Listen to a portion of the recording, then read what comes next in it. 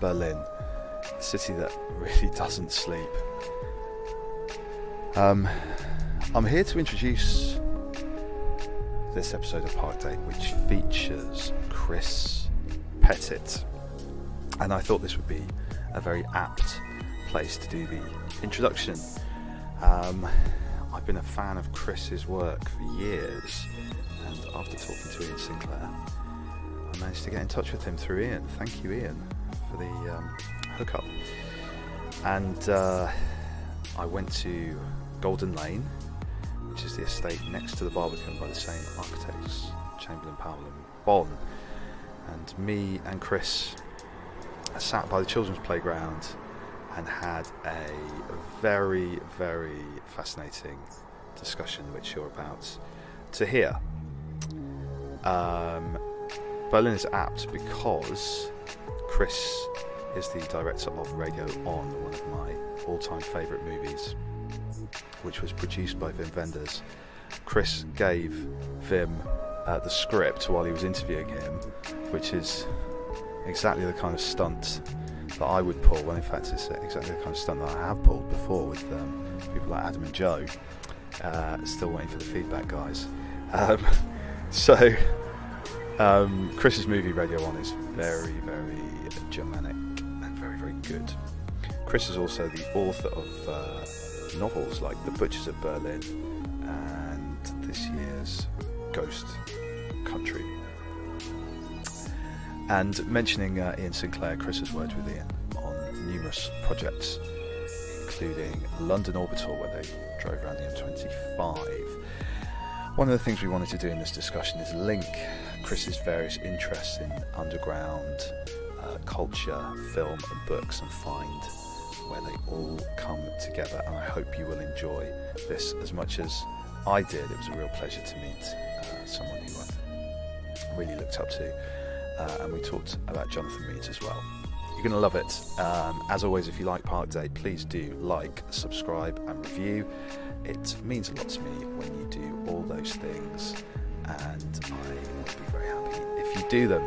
Enjoy this episode.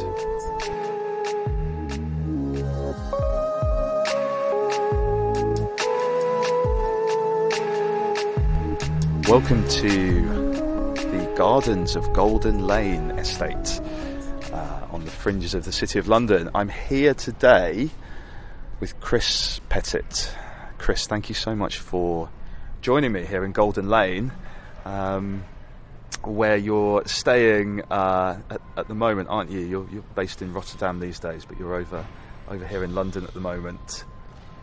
Yes, I came over for a couple of weeks for the first time in 18 months, and prior to that I've been away really for more or less 2 years. Yeah, strange to be back. And you've obviously seen, maybe some changes in the UK. We were talking about your latest novel, which is kind of a State of the Nation novel. I guess, you've seen things go maybe from bad to worse. I'm not sure how you would characterise it. Well, I sort of voted with my feet when I left. I just thought, this is unspeakable.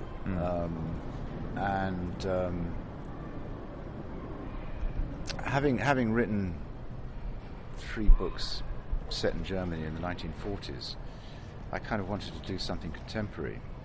And I came up with a title which was Shooting Mr. Gove. And I started writing in 2020. The story started on the 1st of January, and then by April we were in lockdown, so I was having to kind of improvise as I went along, and it's our island story, State of the Nation, and I delivered it I think at the end of 2020, and I mean, they liked it enough to publish it, but they freaked out about the actuality of it. So, names had to be changed, which in the end is fine, but I think it's a pretty good summary, as a result of which it's been completely overlooked. So time for everyone to to read that novel. And one of the things, it's called Ghost Country, by the way. Ghost Country is the new. Not even available from all good bookshops. But, we need to make sure that it gets stocked. But Chris, one of the things that we wanted to talk about in this podcast was the intersection, I guess, of your work as a writer and as a filmmaker, and then I don't know how you would describe it, but this kind of more underground, subversive, artistic work as well. How do you see all those parts of what you do coming together, and how do you see the intersection of all those pieces of the puzzle of what you create? I mean, they're all part of the same work, but the trouble is they don't get seen as such because the films are seen as films. There's the middle period of quite intense experimentation with Iain Sinclair, which at the moment is sort of hived off into a space which is very rarely visited. The books, excuse me. I mean, the books are influenced by cinema. And when I started writing Robinson, which was the first novel I wrote, I just thought, well, I'm not a novelist. I don't pretend to be a novelist. So I treated Robinson as a kind of prose film, which at the same time was impossible to turn into a film because otherwise it wasn't being written as a kind of audition for a film. And the next one I wrote, The Psalm Killer, which was set in Northern Ireland. I think I started off with the idea of making a TV series about an ordinary copper in Belfast. You know, then you have to have the meetings and you have to explain. And in the end, I just thought, well, just get on with it, just write it. And so it got written as a book, and I think it was the nearest I've had. No, it was a bestseller. Congratulations. I think it was number 1 in South Africa for about a week. Anyway, so I've always seen the two together, and then during the middle period, when I was working with Sinclair, I was writing books as well as making those films, and they, and Iain has a film background, so the films were very much informed by the writing. And then over the last 10 years, I came up with prior to that, Iain and I had a project called The Perimeter Fence, which didn't really get anywhere, perhaps deliberately. And then that sort of morphed into something called the Museum of Loneliness, which has been pretty active. And in fact, there's a new university being founded by a bunch of disaffected Cambridge academics, including Robert Macfarlane. And the Museum of Loneliness is part of it. So it has justified its existence.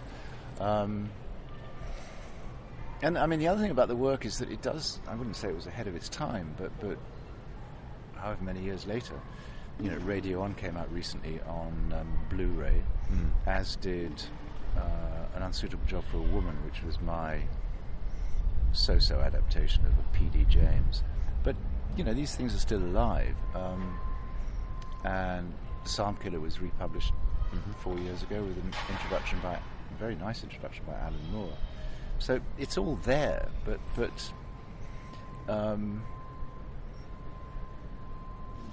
the kind of mainstream press and the kind of literary press, as with Jonathan, they don't really bother to piece the work together. So Jonathan's that man who does telly.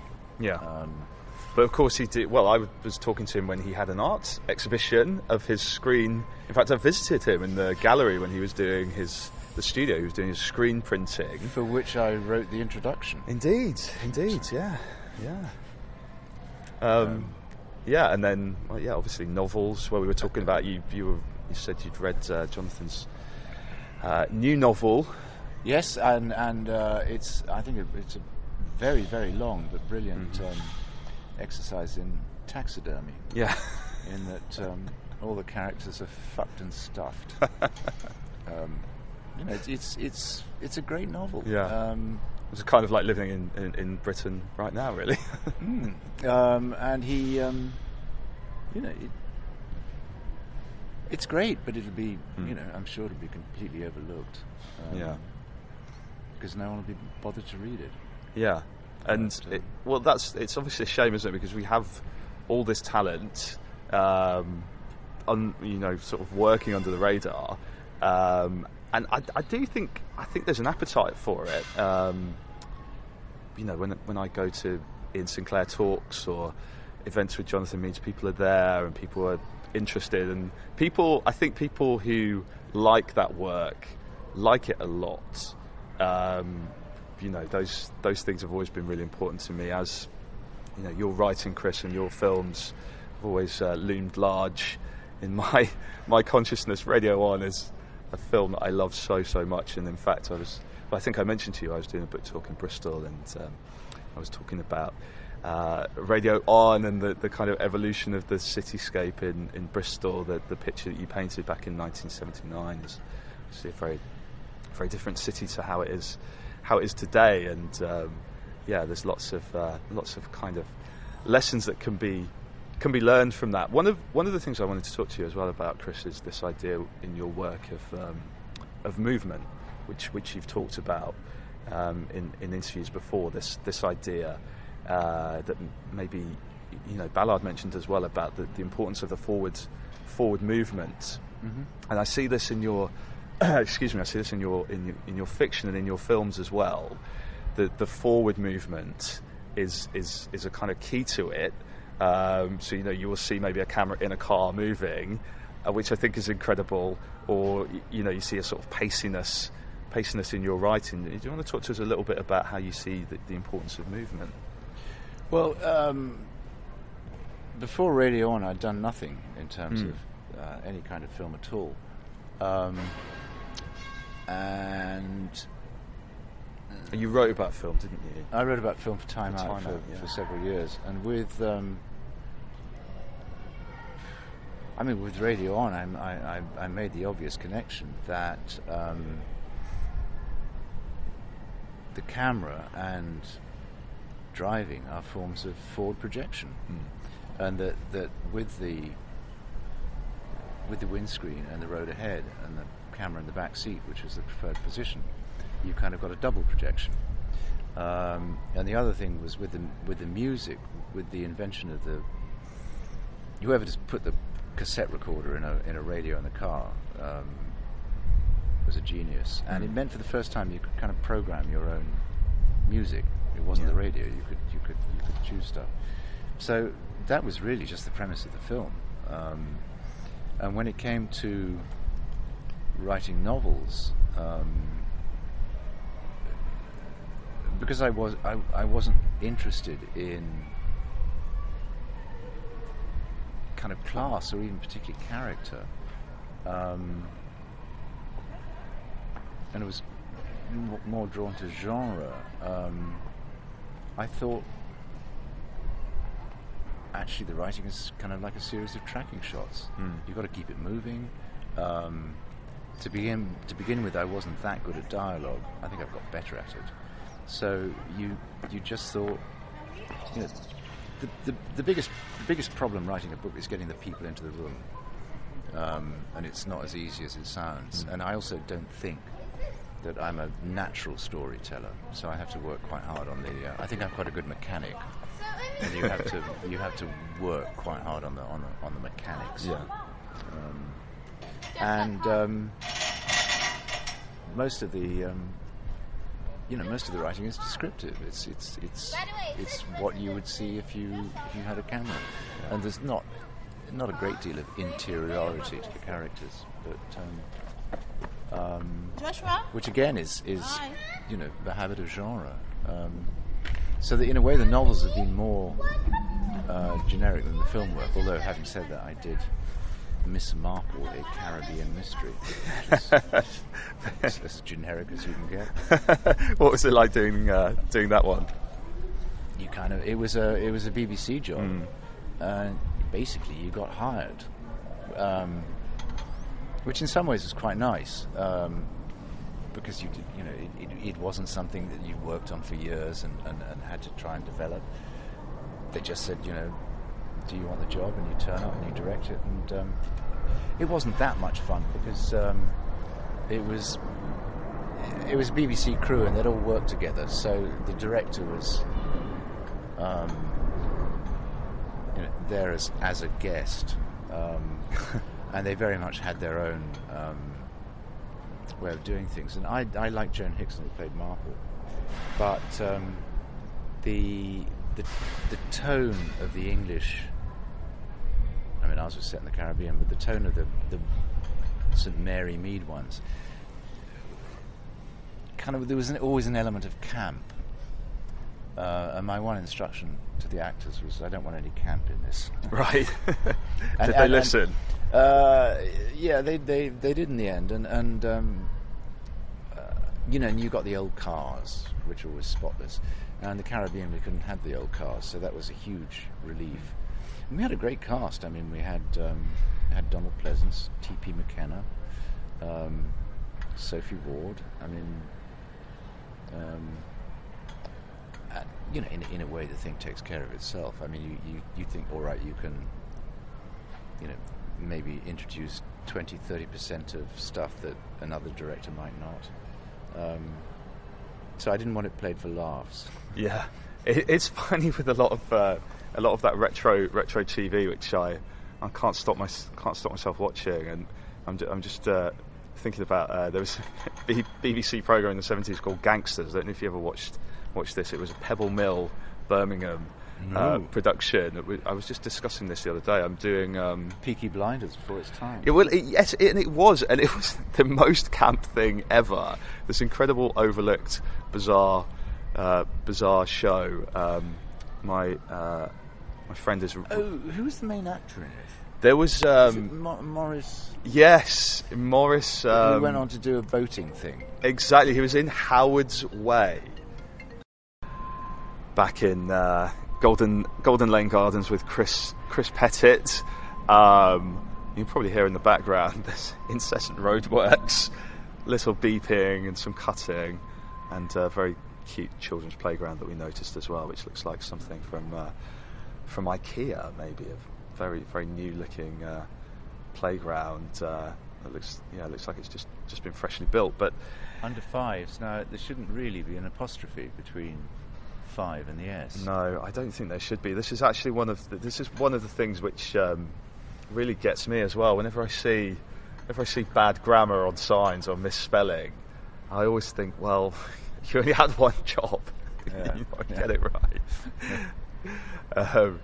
But yeah, I didn't talk much about the surroundings as well. This is a lot of people know about the Barbican, but this is by the same architects, Chamberlain, Powell and Bond. It came just before the Barbican.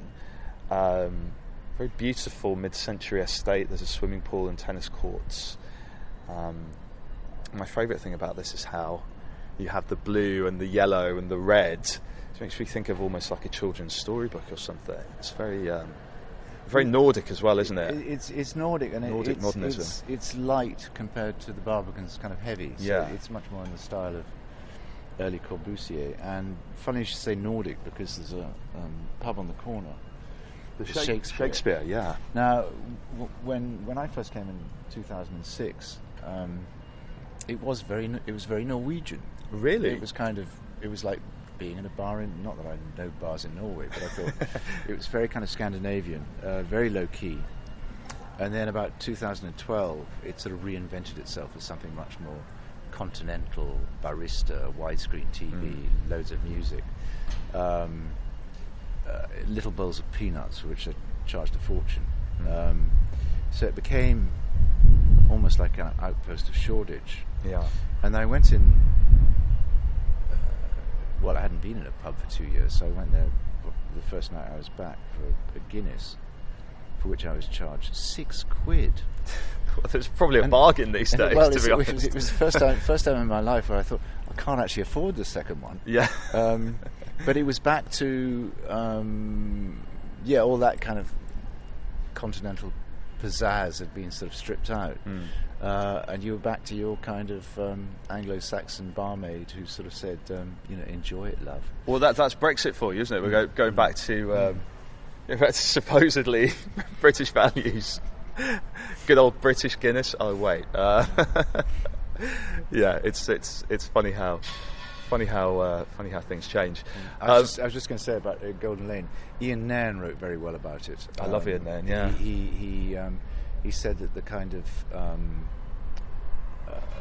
the interconnecting spaces and the walkways and the different levels really make sense, and in a way that other better known estates to him didn't. I think he compared here favourably against Roehampton.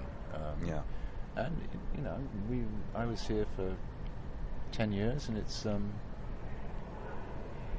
it's very nice, but it started to change because the city, having developed, the office area, it was only a matter of time before they moved to the fringes, which is where the only kind of residential stuff is. So you can't see it, but you can see the top of it. Yeah. There was a police dormitory between Golden Lane and the Barbican, which was not designed by. It was designed by an independent architect, but it was clearly, and Jonathan Meades wrote about it. It was clearly designed to fit in to this sort of spatial context. Now, that came up for the lease. The head lease ran out, so the police were kicked out. Taylor Wimpey came in and put up a. Hold on, did the police have to evict themselves? No, they were kicked out. Right. And Taylor Wimpey came in, and horrible design. And there was a lot of local action against, but it was a kind of foregone conclusion. And Stuart Home, who lives on my corridor, he was very active against it and digging up stuff on shenanigans in the kind of city finance departments. And so it's sad. And there's another that block there. Yeah, that's new. So the whole scale of the estate is starting to be overlooked, and it rather reminds me of the Westway when we made Radio On. It was this, perfect, what Ballard called a stone dream. Yeah. And it really was elevated. Now, it's completely shrunk because the whole scale of the thing has changed because of the buildings that have gone up around it. And there's the building I really like. I don't know what it is now, but it was on the left as you come in into town, and it was always very distinctive because it was kind of on its own, and it just sort of sticks up. Is that the Battleship building? Yeah. And it's hard by the road. Well, that's on the poster, isn't it? Yeah. Which I actually do have at home. Right. I don't know if I should admit that, but yeah. Yeah. And it's. I mean, its significance has diminished because of what's gone on around it, and I think the same is happening here. Yeah, you see that in the sort of encroachment of the city. We're in these very very nice quite peaceful gardens when the environment chooses to be quiet. We've got lovely trees and some quite parched grass, but you can kind of feel there's more development coming, and the city kind of growing. But I do feel like the Barbican and Golden Lane are a kind of haven. Jonathan Meades said it wasn't that modernism didn't work; it was the maintenance. And I mean, this estate is one of the few which has been maintained. Although I suspect, the city would probably like to demolish it and build something else. But and you can see how how an estate is supposed to work in terms of kind of communal living. And so I think seeing the beauty in that as well, which people like Jonathan and I love the way Iain Nairn talks about Eros House in Catford, which I put in my novel. He said a monster sat down in Catford. He's got such a kind of way with words. I'm surprised Iain then could write anything though. Jonathan said that he had lunch with Iain then, and Iain then drank 13 pints, which seems completely over the top. It's definitely problematic. But I think his kind of books and his writings are being rediscovered by new generation people like Owen Hatherley, champion Iain Nairn's work. And you mentioned there Stuart Home. Maybe listeners won't be familiar with his work. I remember reading things that Stuart Home had done when I was 16 and being absolutely blown away by that punk kind of aesthetic that Stuart has. Very confrontational, provocative.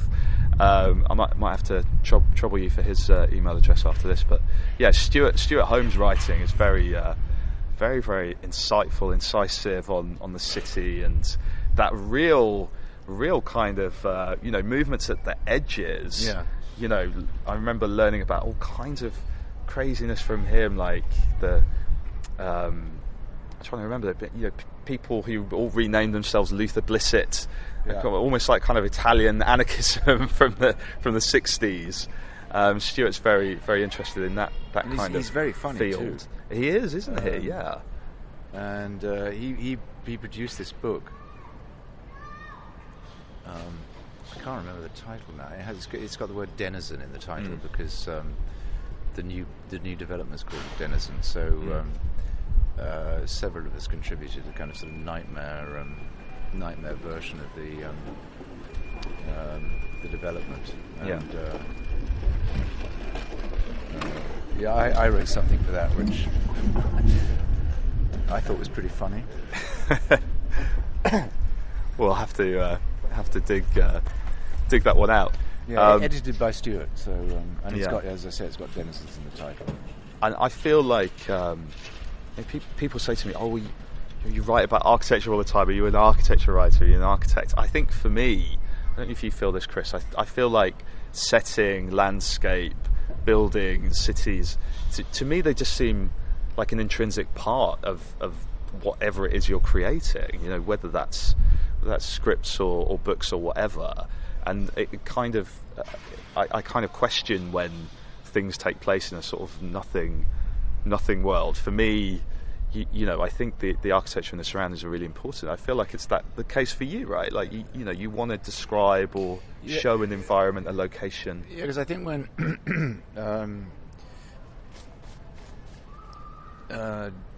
Jonathan's novel Pompey and my novel Robinson were published at the same time by Cape, and one of the senior Guardian writers sort of said, not with reference to either book, but he said, now is the time for the novel of place. And they, Robinson was a cautionary tale about what happens if you drink too much in Soho. The Hard Shoulder was a cautionary tale about what happens if you drink too much in Kilburn. And Jonathan's book was this sort of epic on Portsmouth. And I think Pompey got recognised for that, and Robinson to some extent too. So, in the end, it's all about place. And I was never interested in that kind of sort of Mike Lee universe of kind of class, and it just struck me as not particularly cinematic. And I think it was Robin Cook who worked out that if you knock out the middle ground and collide the high and the low, things get interesting. And I agree. Which again was why I did. I was more drawn in fiction to genre, although that causes problems because the English copper is a fairly unbelievable figure. The English private eye is even more unbelievable. So you are slightly stuck for, at least I always felt I was slightly stuck for material, which is why I ended up doing a lot of historical stuff. Mystery is always at the centre of your work, isn't it, Chris? There's often a mystery to solve, or some kind of question. Yeah, I mean the Psalm Killer was really about the secret war that my research dug up, which was between different factions of British intelligence, and to the extent of suggesting the INLA might have actually been a British creation, and the human pool, which was about the role of, or the mystery of money, during wartime. Yeah, especially Swiss money. But so yeah, there's normally there's a mystery to be solved, isn't there? Like, yeah, and maybe a murder or a death, or well, I think it's often to do with the mystery is in the research. So the passenger was really about Lockerbie and the mystery of Lockerbie and arms dealing, and then I had a character, based on an actual figure, who was James Jesus Angleton, who was head of CIA counterintelligence for the 50s to the 70s. Now, I had a problem with him because he was actually dead by the time that Lockerbie took place. So, and I really wanted him in the book, and I wanted him as himself. So I thought, well, a spook is a spook, and a spook is a ghost, so he features as a kind of ghostly presence in the book. I thought I was onto a winner. I thought if you collide spy fiction with a ghost story, it's an absolute foregone conclusion. No. We just throw in a child wizard, kind of S&M dungeon. Yeah. All the publishers boxes are ticked. Yeah. They're happy. It's I think it's interesting, isn't it, when you have a mystery at the centre of something. A lot of the most popular podcasts are, there's a crime or some kind of mystery that needs to be solved. I think it's certainly what grips people. And I was just say the 3 German books set in Berlin in 1943-44 was based on an observation that I'd come across years before, that the SS actually had its own internal affairs. So they had people investigating cases of, corruption against a background of mass murder, and I thought this was both sellable and commercial, and so really the those stories are based on the notion of investigation in terms of a totalitarian state. So that's the mystery, is trying to understand the psychology of the Third Reich. And the second book deals with Auschwitz, but the thing that struck me about that was that Auschwitz was a garrison town. It was a posting. And I thought, well, I can understand that because I was an army brat and I'd been posted around Germany, in Germany, in Hong Kong, and even Malaysia. So I kind of understood the military, and so I was, and also because that story has inevitably been overtaken by the weight of history. I thought, is it possible to actually recreate what it would have been like? It was a family posting. They had wives, they had kids, they had kindergartens. And I was also quite interested in the evolution of the camp, because it didn't start out as a death centre, let alone a death factory. So, I mean, in a kind of rather morbid way, I was interested in trying to put, or trying to reconstruct what it must have been like from one side. And also the architecture of the place. Yeah, and it was a story of construction. Yeah. So I feel like, as you said, Chris, there's a lot of kind of interest in the dark side of humanity, right? The things that we do which are unsavoury, and And so just to finish off the Auschwitz thing, the other remark that led me to it was Godard gave an interview in the 60s, I think, about Pierrot Le Fou, and he suddenly announced out of the blue that the only way to tell the story of Auschwitz is through that of a shorthand typist. And I thought, and I'd lived with that for years. So, again, film feeds in. It's not just a literary exercise. Yeah. Yeah. So the kind of intersection of all those things coming together. I wanted to ask you about how some of your work then has kind of taken you geographically and artistically away from Britain.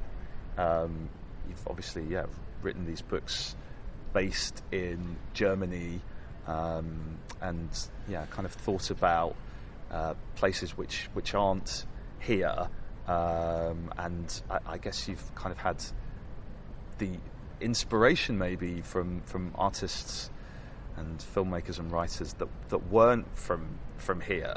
Did you kind of want to investigate those places that aren't here and maybe create landscapes that weren't typically British? I think I did England pretty well in Radio On, and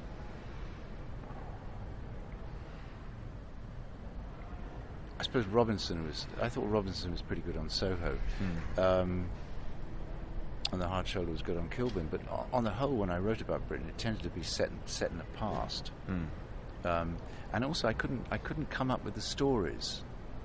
I couldn't find a theme. Yeah. And so I kind of went more international. And I think the writer I always liked was Eric Ambler, and just because of his kind of geopolitical view of the world. And the English writer I like, which McFarlane likes very much, is Geoffrey Household, who does kind of Perfect Landscape and Rogue Male and Watcher in the Shadows. But again, not until I came to this present book, Ghost Country, did I feel confident enough to produce a story which was really a combination of Household, in that it's a woman hunt rather than a man hunt, and Ambler in terms of the geopolitical setup. Yeah. So I think I was always sort of slightly stuck, really in a lot of ways, to find a character that I felt confident about running with. Yeah, I think the kind of pictures you paint of Britain, even when they are Britain, are not a kind of chocolate box Britain that Americans recognise, right? So with something like Radio On, it's a very, very austere. Yeah, it's not Notting Hill. Right, exactly, which is probably one of the reasons that I was so drawn to it. I remember watching Alice in Den Staaten, Alice in the Cities, which blew my mind, and I thought, wow, here's an incredible way to make films, and everything Wim Wenders has been involved with. I mean, Wenders, in fact, co-produced Radio On, and it was through him that the film really got made. But I suppose at the stage when I was seeing films, I was very influenced by New German cinema. Fassbinder as well. Fassbinder and Herzog and others too, because it sort of kind of came out of nowhere, because there hadn't been any, there hadn't been much before they turned up. And the thing that really intrigued me about all of them was, and especially a film like Alice in the Cities, was its documentary aspect of showing you something. And Alice I was very struck by because it brought back memories of the Ruhr, where I'd been posted to with my family, and it was like discovering a kind of lost landscape. And the fact it was in black and white absolutely perfect. Yeah. So Yeah, they go to Wuppertal, don't they? You can see Yeah. the Schwebebahn and we. I think Godard also said that any interesting film has a documentary aspect to it. Yeah. And I think certainly with Radio On that was dominant, and also, you know, because there were lots of things I knew I wasn't good at, I thought, well, just show Yeah. what there is, and the world of Radio On, as I thought, was, you know, it's something you don't see in English film, and the music, you don't hear that in English film. So No. so it was a kind of fusion of landscape, weather, and music, and you know what we were wearing at the time. Yeah. There's so many things which stand out. Lisa Kreutzer's character, you said, didn't you? It's almost a kind of a follow-on almost of her place in Alice in the City. Well, she wasn't in the film, but Wim said to me, "Oh, you know, could you maybe could you think of something for Lisa?" And I thought, well, just nick her part from Alice. Yeah. I don't know if it's true, Chris. If it is, it sounds like something that I would do. Is it true that when you were a journalist, you kind of abused your position in a way to say to the vendors, here is a script, here is an idea? Absolutely. Yeah. I mean, he was very tired. He was filming The American Friend. Right. And I thought, do I mention it? Don't I mention it? And then at the very end, I thought, oh, what the hell? And he said, oh, do you have a title? And I said, well, yes, I do. It's Radio On. And that kind of perked his interest. And then it was, I mean, after that, it was very kind of straightforward. I mean, I had no particular ambition to direct. I didn't really know what I was doing, or all I knew was I wasn't a vocational film critic, and I didn't want to be sitting in a preview theatre age 60. So I thought, well, I've got to get out. There wasn't that much opportunity in those days to transfer from somewhere like Time Out to, you know, what was then Fleet Street. There was at least a tradition of, you know, critics like Lindsay Anderson going on to make films, and there was also the BFI Production Board, which was there to actually nurture new talent. And I think the thing with them, why I was able to sell Radio On, was they were very keen to move into co-production. And in fact, Radio On paved the way for Greenaway's success, really. So the options are quite limited, but they were available in a way that, you know, I wouldn't know where to start now. Yeah. Pitching, you know. Well, tell us what we're going to see. Oh, fuck off. You can put it better. It's the bane of everyone. Yeah, the idea that you're constantly pitching, and people are saying, you know, you read these screenplay books like Save the Cat, and they're saying, give us the same but different. Everybody wants the same, the same thing, and actually, can we think out of the box? Yeah. And I love the idea that BFI gave you some money. You shot it with 12 people, didn't you? Radio On. Yeah. Incredible. Yeah. Got Sting in. And I just got Sting in. And I just thought, well, this is the perfect model. Yeah. And I thought, I'm quite happy to kind of carry on like that. But that was impossible, because you have to move up to sort of union level, where you get much bigger crews. Yeah. But about 5 or 6 years ago, I tried to set up a film about boroughs in London. Right. You know, you end up having completely mad conversations with. You kind of move into the art world, and they're only really interested in some fancy book that could be produced out of the thing, and it's all very encouraging but entirely useless. And you think, do I want to spend 5 years schlepping around, putting together money from 7 different sources to produce something which, when you come to make it, you can't even remember why you wanted to do it in the first place? So, if you were going to be doing something like that again, Chris, do you think about I mean, a few of the things we talked about today. I wonder if you were making a film again, would you go for a kind of Adam Curtis sort of aesthetic? When we talked about things like spies and this sort of the interlinking of all these different things together, maybe, which lends itself to those fast cuts, or something like a Patrick Keeler approach, where you have that austerity and the. I don't know which direction do you think you'd be drawn in these days? If you part of the problem is, I mean, Iain Sinclair and I talk about it, is my reluctance to film now is to do with everything having been shot to death, and the sheer image overload. I mean, the last film I made was about 10 years ago, which was called Content. And it was made for More 4 with French and German money. And it was really a kind of ambient road movie. It was a coda to Radio On. And I had to put myself in the film because I didn't want an actor, and I do the voiceover because I don't want somebody else to read it, and I don't have to pay. And Mark Fisher wrote very nicely about it in Sight and Sound.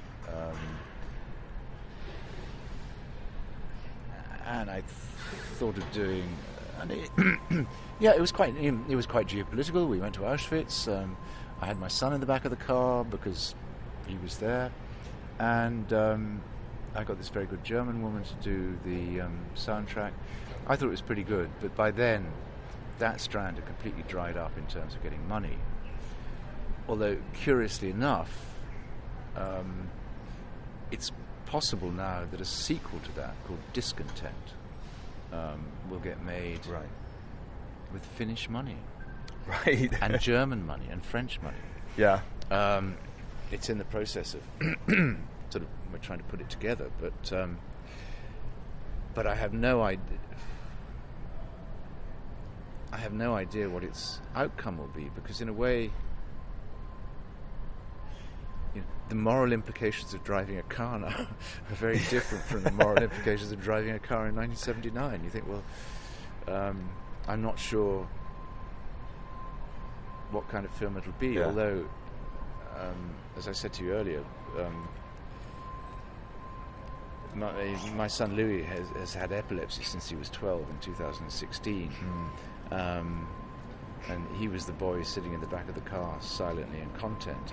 And there's some way that story has to be updated, because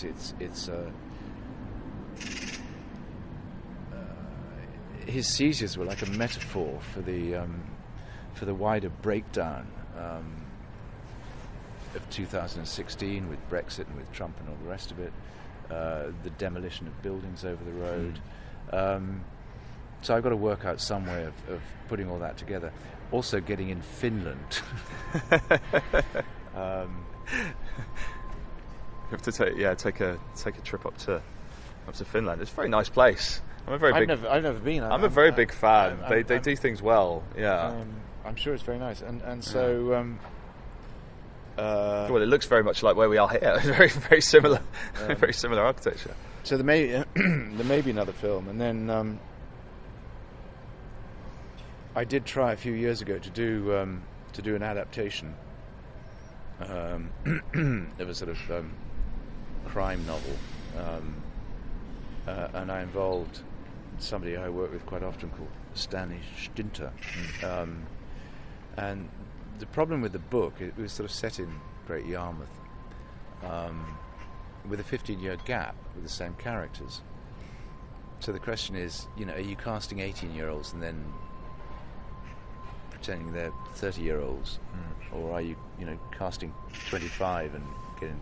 I feel like they often cast 30-year-olds to be 18, and I couldn't see a way of it working, and I said to Stanley, I think we really need to be very, very radical with this. And he was brilliant. He came up with a brilliant script, which completely freaked the writer out, and that was the end of that. You have a bit of previous. No, don't you? And we were going to cast John Nettles as Mr. Porno, the kind of local porn king. Right. Pierce Brosnan is going to be the epically bent copper. That sounds fantastic. What's not to love? What's not to love? Exactly. I was a big Bergerac fan. I would be, Isabelle Huppert as the wheelchair-bound. Right. She was in Bergerac as well, wasn't she? Who shaves her dog. Yeah. I mean, I thought it was great, Yeah. but no, we really. I mean, they completely freaked out. Yeah. Maybe this is the problem these days. We need some kind of outlet for. We're like an art, Arte. We need a kind of. Yeah. Well, it was our take on Midsummer Murders, and right. I think if anyone actually offered me a gig, Midsummer Murders is probably the only one I would. Would you go for that? I would stand up for. Yeah. Okay. If anyone's listening from ITV, is it?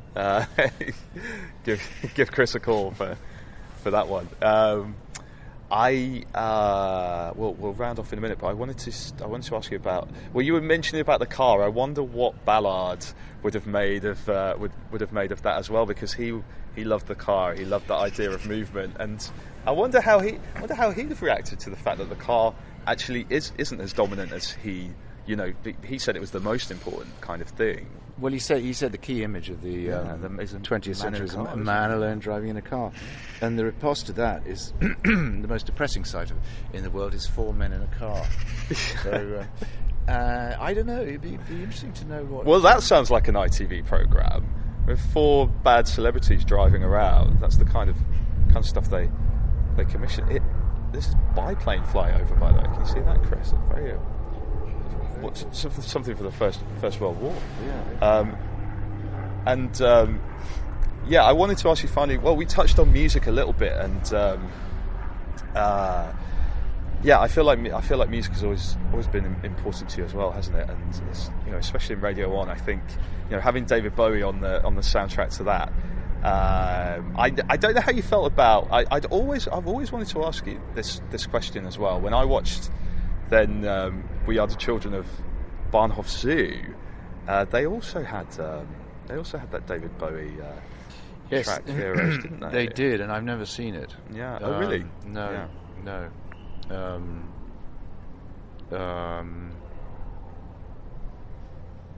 Well, the thing about all that was, a story I've told before, but the real problem with Radio On was the music rights, because if you apply through the Mechanical Copyright Protection Society, you get charged a rate, and it's like a very expensive taxi. The artist gave you a very very good deal, didn't they? So yeah, we actually managed to approach all of them individually, and then we went to Dave Robinson at Stiff, and he said, "Well, have the catalogue." Yeah. And he said, "I'd quite like it if you could push Lena Lovitch." So we put her in, and I wanted. We went to Stiff because I wanted Reckless Eric, Whole Wide World, and I also wanted Semaphore Signals, which for some reason I never put in the film. I think I put Veronica in instead. But so we kind of knew what we were doing, and Kraftwerk was obvious because of the we needed a German connection. But I don't know. I find now with music, I listen to it. I think the iPod was the beginning of the end for me, because you could drive and you could have iPod on random selection, and I decided in the end I really didn't like random selection, and also the other person in the car, other people in the car say, no, we're not having that. So you end up this completely random, and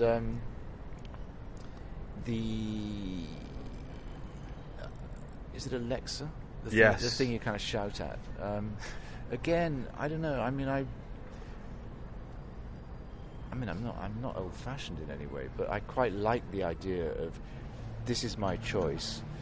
I'm putting it in the CD player, and I'm going to listen to it rather than. And I also found that it wasn't that my attention span sort of got less, but I found increasingly as I listened to music, there's only a certain point in a song that I liked. So, apart from the Devo version of Satisfaction, the only bit of Satisfaction I like is the opening riff, and then after that I don't care. So there's so it's. Yeah. I think it's also to do with sheer volume or quantity of stuff that it becomes quite difficult to be selective. Yeah. So when I moved to Rotterdam, I took 30 CDs. Yeah. And I listened to them. I mean, not very often, but you didn't get into what's that Dutch subgenre, gabba, very, very speeded up. No, I mean, Dutch music is supposed to be quite good, but there's, because of lockdown, there was no kind of way of connecting with it. Yeah. Yeah, I think for me anyway, the idea of images and music going together is quite an important one, and I have kind of this dream playlist for when I finally make a movie. I think, okay, I'm going to have this song in this place. And well, the good thing about doing stuff for the BBC was the copyright was, came with the BBC. The difficulty is that it means that you can't ever put it out commercially, because it's so we used to I did a 40-minute film on weather, Van Morrison, Bob Dylan. I did a film on air stewardesses, Leonard Cohen, so on, and so you could just sort of raid the catalogue. But I think, well, now it's much more difficult. But to round up, I think that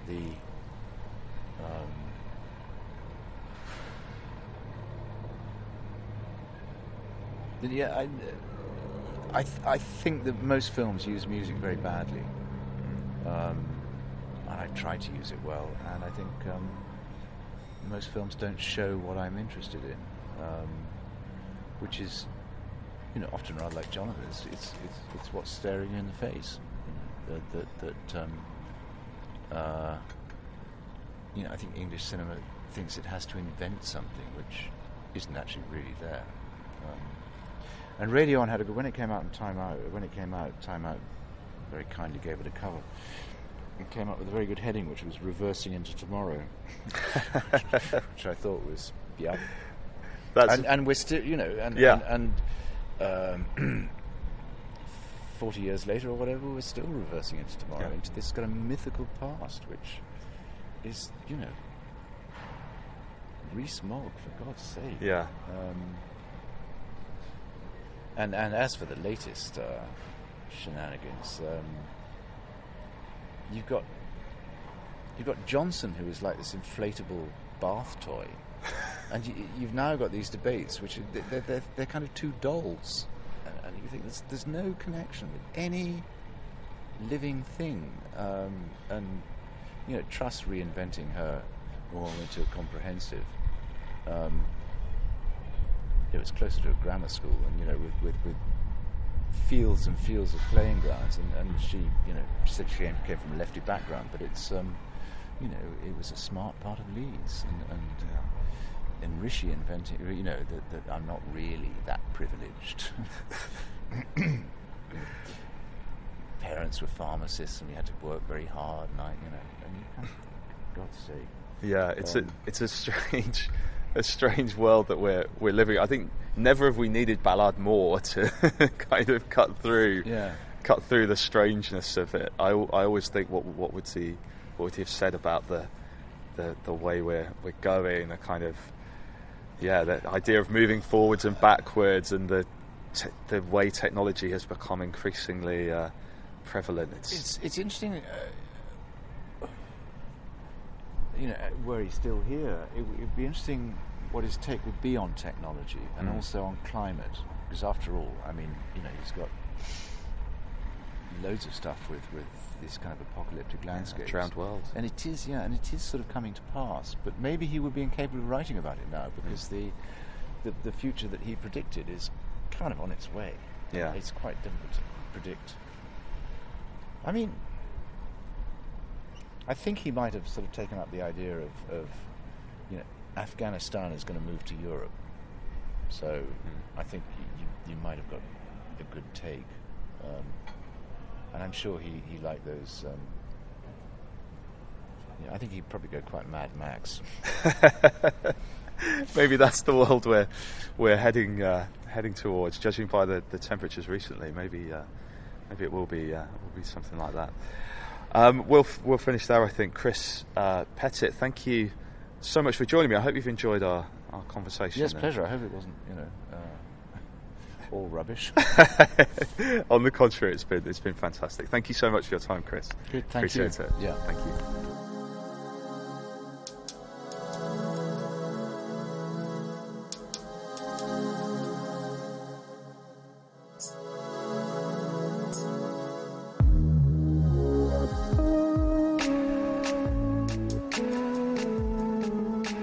I hope you enjoyed that episode of Park Date.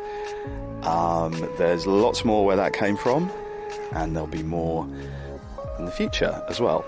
If you enjoyed it, please leave a review, good or bad, make them funny. I'll be reading out the best ones, and there'll be a prize for the one that makes me laugh the most. Name check some trees in your reviews and leave them wherever you get your podcasts from. Check out our website, parkdate.co.uk, and if you see me walking around in the park, come and say hello. I think that was the sound of someone sneezing. Yes. Thank you. Bye-bye.